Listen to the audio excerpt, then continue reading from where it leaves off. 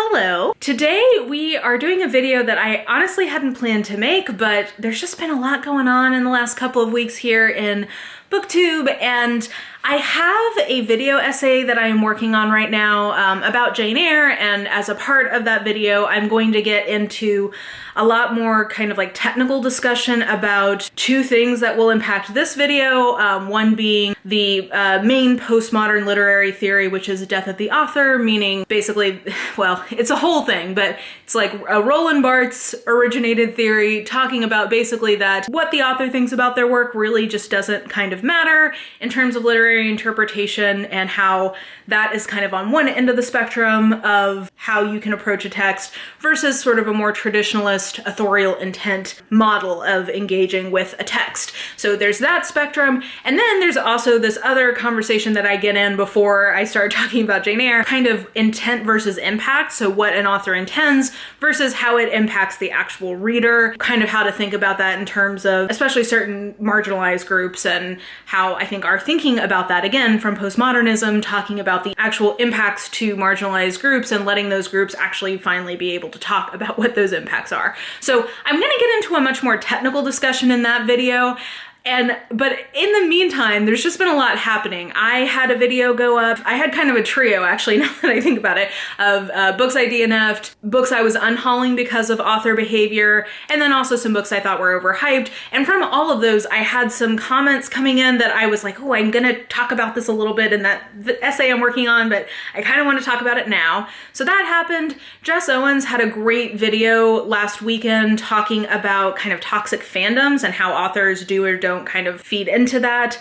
And then also there's just been a lot of hullabaloo, and I'm not going to allude to the specific videos because there's been a lot of attention on this already. I don't want to draw more to it. And frankly, just thinking about some of the structural power imbalances that I will subsequently be talking about. Some of the creators involved just have much smaller platforms than me, so I don't think that that's like a reasonable use of my own platform. So with that being said, all of those things together kind of made me want to make this video talking to you guys, and it actually, this kind of forced me to make explicit, and I will explicitly talk to you about how I choose what authors I read and who I want to talk about on my platform. So I talked about this kind of in this unhaul, but I want to also really underscore this. Part of what I'm talking about in this video is I am aware of the fact that as of right now, I am not just reading privately for myself. I read publicly. Now, could I choose to just not talk about some books publicly? I could, but for the most part, like, that's the whole point of why I'm on BookTube. I'm talking about what I'm reading. If I'm picking something up to read, it's something I am expecting to review in some capacity, whether it's just me rating it on Goodreads or giving it a dedicated slot in a wrap-up, or occasionally just like a full-on dedicated video. So I am picking up books to read from authors with that perspective. Not everybody is coming to this question with that kind of mindset. And if you are reading just for yourself, I do think that some of the dynamics I'm going to talk about could be different from you. But in terms of sort of like the ethics of being a public reviewer, if that's something that you're trying to do, I do think it's good to think through what boundaries you want to set in place. And even if you, like, I mean, I've been on this channel for however long, and I've never had a dedicated video specifically talking about why I don't read certain authors. I've mentioned it here and there, and it's something that I've definitely had in conversation with myself about, is this something I do or don't want to do? I'm also going to mention, before I dive into my thought process, that I have decided that I'm actually not going to mention any specific examples of authors in this video, because I think sometimes what happens is when a name comes up, we all have a reaction to that name, either a positive or a negative one. And I think sometimes that can cause us to sort of disengage with what the actual core issues are, because we are feeling either defensive or offensive on the offense. Either way, while I do think that there is value in calling out or using, even just as like kind of to concretize something, using authors' names as an example, I have certainly done that in videos in the past. You can go look them up, they're public. In this particular video, I think what I can contribute to kind of the overall conversation that's happening right now, what I can contribute is something that's a little more conceptual and specifically designed to take a step back from particulars into generalities. movies. So with all that being said, if you can't tell, this is just sort of like a fun question mark. Not sure this is fun, but this is, I think, hopefully an interesting or helpful conversation about how I personally go about making decisions about if authors are ones that, while I have a public reviewing platform, I am going to read. So if we go down the decision tree of how I think about this, my first question is this author alive or dead? Now, the reason this is my first data point is because, for good or for ill, I am an American in 2021, and I have been inculcated with a very specific mindset about how money relates to parasocial or social relationships. It is very just ingrained in me, for good or for ill, that if I give money to something, I am supporting it. So if an author is dead, that layer of like, am I supporting somebody, like a specific person, is removed. So for me, it opens up a lot of what I am willing to engage with or talk about if an author is dead. Another piece of this is that, frankly, I am at this point, unless they have, some sort of zombie or like paranormal rising from the dead, unless they're secret vampires, I don't have to worry about them doing anything else. So I, at the time of their passing, I now know exactly like the full slate of issues that I'm thinking about and considering. I also at that point can start to engage with their behavior in the context of its timeness. So for me, I should say part of my thought process too, especially when reading classics, and this is really going to be a lot of kind of what I talk about in that Jane Eyre essay, but a part of the thought process there is I really am somebody who reads classics, and the enjoyment of them is not just the story, but them as a historical document. Like, I enjoy engaging with why this book in this time. What does this say about the culture it came out of? For me, that is an intrinsic part of my enjoyment of a book, is that if it's a classic, I am engaging with it both like on a, is the prose beautiful? Do I like these characters? Is this a cool plot? But it's also, I enjoy the engagement, the intellectual project of contextualizing it within its time. So that impacts what I think about classics and kind of how I perceive them. Something else I try to do with that is, and this is going to come up in, I guess, once we move over from the decision tree of like, no, this person is not alive, and so I'm not worried about giving them money anymore. But just to start to have this conversation, one thing that I see in classics, and I should also mention one of the only examples of this I'm going to give is impact of marginalized groups that I am a part of. So I am a woman, so I feel like I can comment on like misogyny or sexism in books. I have an autoimmune disease, so some kind of like chronic illness rep, I feel like I can have some kind of level of opinion on. And then fat phobia, that is often in books. Those are things that I feel like I can go to in this video as my examples of how I think about these things, because I feel like I have some skin in the game. So for instance, if I'm looking at a classic, I know that there are some classics that have sexist elements in them that have not impeded my enjoyment of a book, but could impede somebody else's enjoyment. That is a part of being a human, is that we don't all have the same reaction to things, and that includes people who are in marginalized groups. So one thing that I want to create when I'm talking about books from authors who are dead, who are exhibiting things in their books that are part of their time, of their timeness, is that I know that there are going to be readers who are impacted by that element in the book, that it will bother them, and then there will be other readers who it will not bother. So I want to give space of saying, I acknowledge this is here. In this specific case, I still like this book, and here's why. I want to give space for people to both say like, no, this element is there, it is a problem, and it ruins the book for me. And I also want to give space for people who say, yeah, that is there, it impacts me, but I can still enjoy this book. I have readers from all kinds of marginalized groups who give me that feedback when I'm talking about these books, especially in classics, falling on both sides of the spectrum. And really what I want to do is, if it is from somebody who is no longer living and it's a book I like, I want to state those things and give that context and let readers kind of engage with it from there. Now, if it's from someone who's dead, who has something that's problematic in their book, that I also just don't like this book, that problematic element is just going to be a cherry on the cake of why I just don't like it, and therefore I'm not going to read from that author anymore. So I will bring that up. Anyway, that's kind of how I think of the sort of like people who are no longer with us. At that point, it is much easier, I think, to both contextualize authorial intent or to pursue a death of the author strategy. I think both of those become easier if the person is not with us anymore. We know everything they did. We have historians who can help us contextualize where this book might have been coming from. That's like a whole thing over there. But if the person is still alive, I think that this becomes, for me, a much more thorny or nuanced situation. If they are still alive, and part of what I am doing with my platform is potentially bringing more eyeballs to them, I feel like I have a different level of care that I need to take, especially as my platform continues to grow. Now, one thing I want to be very clear about, and I guess, well, this isn't actually the next decision tree point, but we can just talk about this next.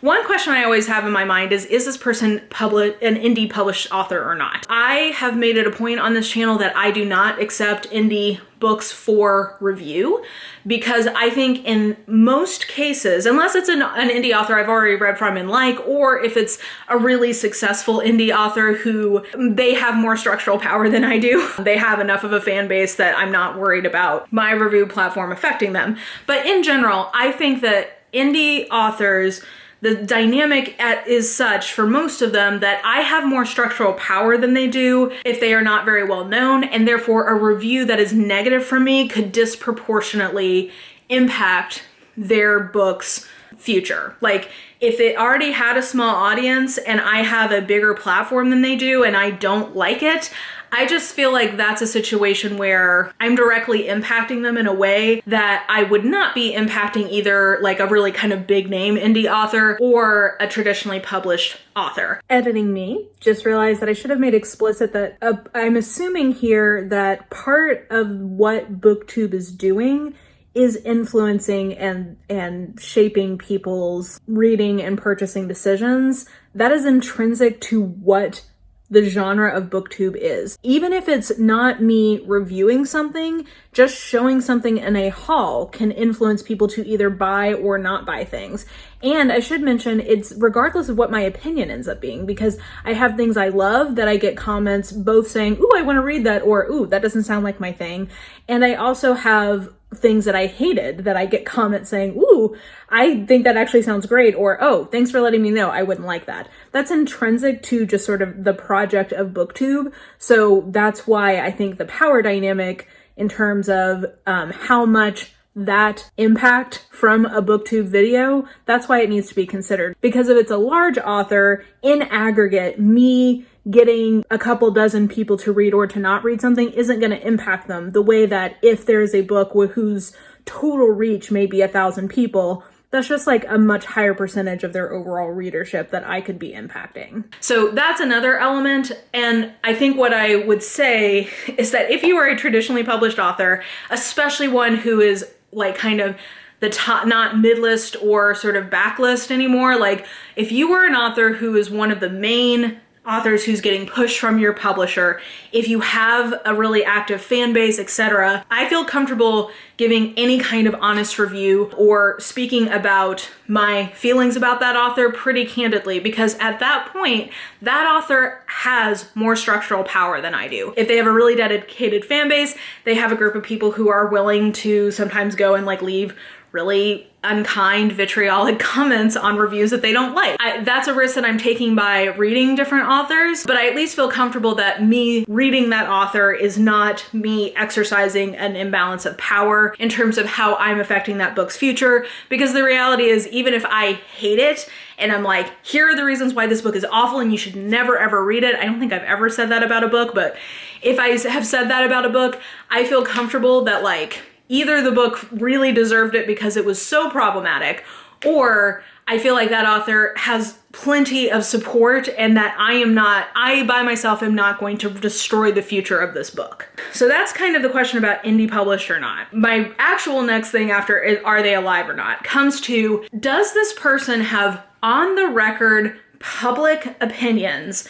that are not just like, hey, we disagree about like how taxes should work, or we disagree about like, should flag burning be allowed, or we disagree about, I'm trying to think of like any number of, like we have a different religious perspective. Like there are any number of things where I may disagree with someone, but like it's not going to ruin the book for me. There's a ton of issues like that, and we'll get down there later in this decision tree. But I'm talking about, is this author on the record as having views that are antithetical to basic human rights?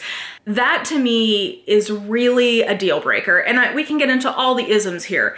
If this author is publicly in support of overtly racist ideas, if they are in support of publicly like homophobic or insert religion, like if they're virulently anti-religious in some way, if they are virulently sexist, and if you see them weaponizing the audience that they do have to try to further those views, that to me is not just like, hey, agree to disagree. I enjoy reading from people, which I do. I enjoy reading from people with life experiences and perspectives that are different from mine.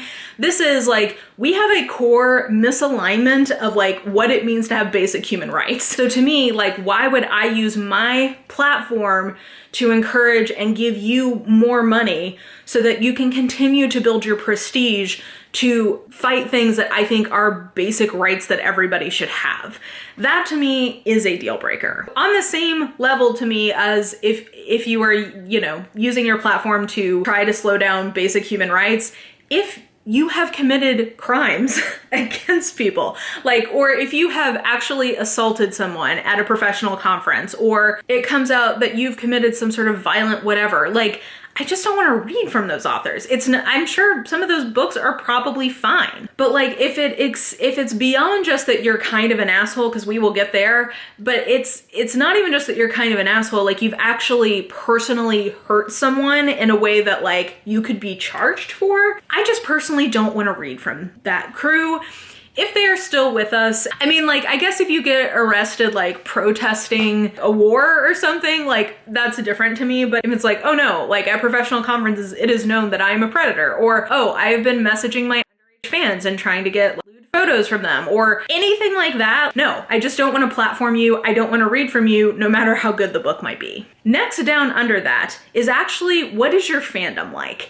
So again, as somebody with a public platform, I have authors who, frankly, I think I probably would enjoy their work, or I'm not sure if I would enjoy their work or not, but I have seen what their fandoms are like, and I just have no desire to this is my hobby. I do this for fun. Maybe someday if this becomes my job, I would feel different.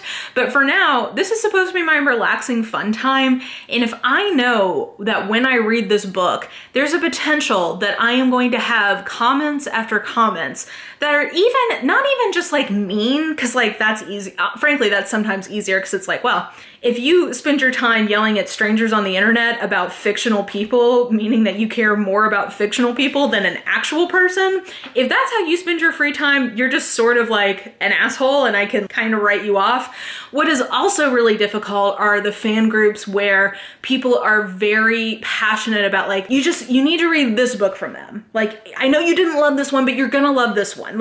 Where there's an overly evangelical fan base. And I know that's funny because I literally have a poster back here about join the Church of Murderbot, but people who can't accept that somebody just doesn't like their fave, there are some fandoms like that, and maybe I would come back to those authors later in my life, but for now, if the fandom I know is going to be rude to me if I don't like it, or they're going to just try endlessly to convince me that I just haven't read the right one yet, those are also things that eventually will put, the more data around that accumulates, eventually that will put those authors on my no-fly list. And I guess kind of in parallel to that, that's sort of talking about a fan base that gets weaponized in some way. Also, if the author goes out of their own way to weaponize the platform that they personally have, so it's not even just their fans doing it kind of on their own accord.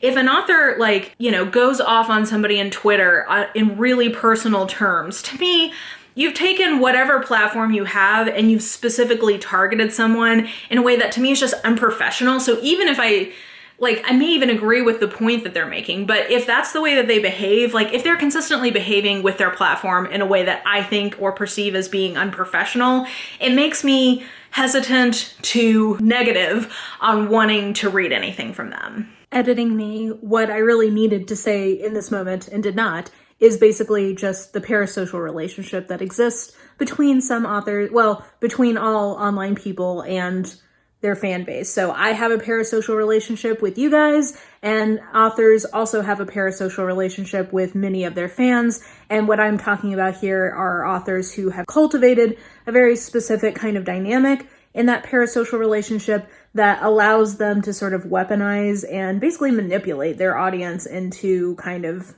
doing their bidding to one degree or another. And finally, we're kind of down to much more like, it varies a lot, very subjective. 3 things that can put me off an author, depending on how hardcore they go in any one of these areas.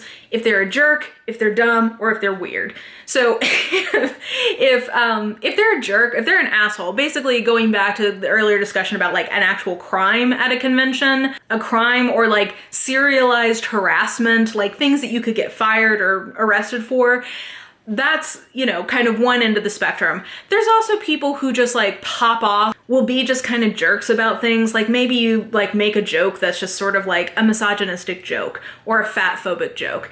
I don't love that. And if I see enough of it, if it accumulates over time, I'm gonna be like, yeah, I think you're just kind of an asshole and I have plenty of other books I wanna read. Hello, look around me. Like I have so many books I'm trying to read. Why would I prioritize getting to yours? If you're kind of just dumb, like you have dumb takes that I personally, it's not just like, oh, like, hey, I see how you've arrived at this opinion and we disagree, but I'm like, no, like you're just kind of being ignorant about something and you're loud and proud about being ignorant on it. After a while, if I see it enough on Twitter, if I see it referenced enough around the bookish internet, eventually I'm gonna be like, I just don't really want to read from a dumb person. Like, it's just my own bias and I'm just not that interested in this anymore. And then finally, if people are just weird, I don't know. If I hear enough from other people about weird author interactions they've had, eventually I'm like, this person just seems kind of, you know, suspicious.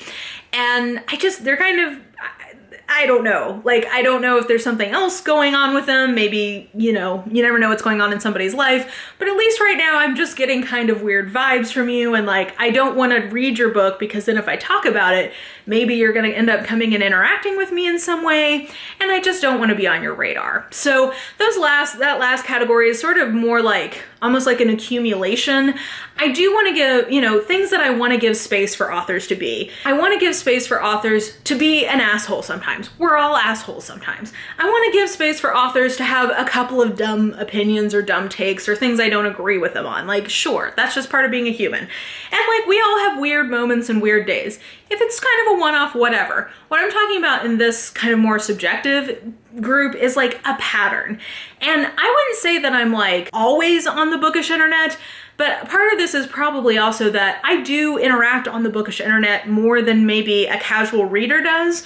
So I have more opportunities to become aware of these situations from authors, which is one of the downsides of social media. So the good thing is that I have authors who I just love their social media presence. It makes me love them more. That it's a benefit. But the downside is some people, you know, show their ass either in my personal opinion, or as sort of a collective group, we agree, they kind of show their ass about something. So the fact that I am plugged into these various bookish spaces probably is also a bias on my part that I tend to, you know, be aware of these things more than the average reader, though certainly I'm not aware of everything, and sometimes things get brought up to me, and it makes me revisit or revise kind of how I've thought about an author or their work in the past. It's kind of an ongoing judgment call, but what I guess I want to communicate is, for me, what is important is that I don't want to platform authors who are going to either make me or my audience uncomfortable in some way. There's, like I said, I think that there is some level of like discomfort I'm okay with, because people are just going to have different opinions about a book itself and how good the representation is or whatever.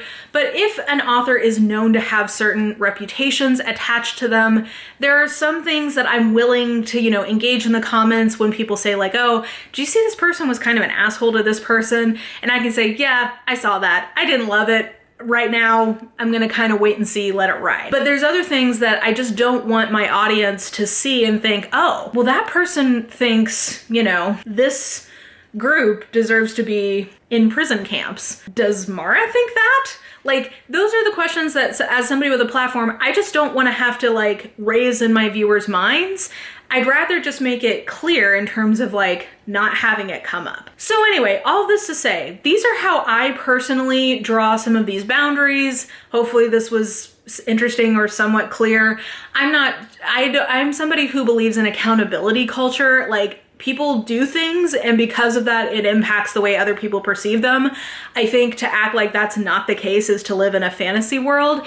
And I try to be mindful of any biases or prejudices that I'm coming at a situation with, and to just own and be comfortable that I do have some boundaries that not everybody's going to agree with. That's okay. As long as I feel comfortable about where I've drawn them, I feel good about moving forward with it. So in essence, what I'm saying is all people who review in public spaces are always making choices about who they do and don't platform, either implicitly or explicitly. Everybody is going to have slightly different ones, but I do think that anybody with a reviewing platform should have some thought or care as to what authors they are or are not platforming. 3, I think power dynamics are the number one thing that I'm thinking about in terms of how to perceive certain authors' behavior if they are alive. That is like really important to me, and just being aware kind of where the power is sitting in an author reviewer audience dynamic, having sensitivity to that and being aware that for the most part authors are the ones with the power in that dynamic,